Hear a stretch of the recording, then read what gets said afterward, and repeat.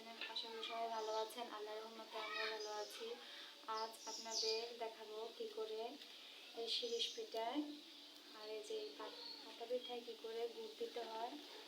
গুড়টা প্রথমে গরম করে নিতে হবে। শিরিষ পিঠাগুলো আমি ভেজে নিয়েছি ভালো করে। যে দেখুন শিরিষ পিঠাগুলো কত মুচমুচে হয়েছে, ধরা মাত্র ভেঙে যায়, এইভাবে গুড়গুড়ে হয়ে যায়। এখানে আছে পাতা পিঠা। এই পিঠাগুলো এক এক অঞ্চলে একটা বলে থাকে, জানি না কি বলে। দেখেন পাতা পিঠাগুলো কীভাবে ভেঙে যায়, ধরা মাত্রই এভাবে নরম হয় এই পিঠাগুলো। এখন এই পিঠাগুলোর মধ্যে আমি গুড় দেবো। অনেকে গুড় ছাড়াও পছন্দ করে, গুড় দিলে পিঠাগুলো ভালো লাগে খেতে আরও।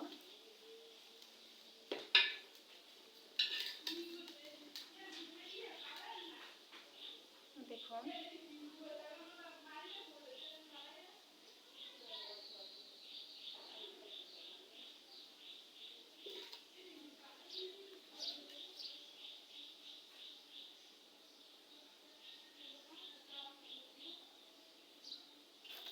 এরকমভাবে উল্টে পাল্টে ভালো করে গুড় দিতে হবে।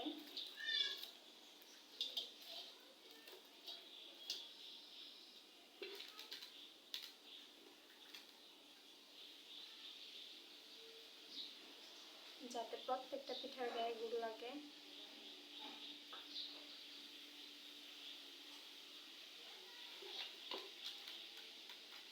ঠিক একইভাবে আমরা পাতা পিঠাগুলোর মধ্যে গুড় দিয়ে দেব।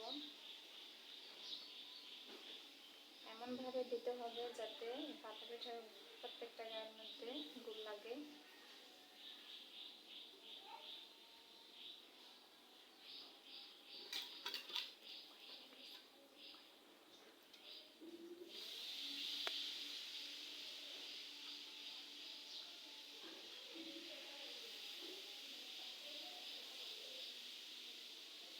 যদি ভিডিওটি ভালো লাগে তাহলে অবশ্যই লাইক ফলো করে দিবেন, আর যদি ইউটিউব থেকে দেখে থাকেন তাহলে লাইক সাবস্ক্রাইব করে দিবেন, পাশে থাকবেন, আমাকেও পাশে থাকার সুযোগ দেবেন। ভালো থাকবেন, সুস্থ থাকবেন। আল্লাহ হাফেজ।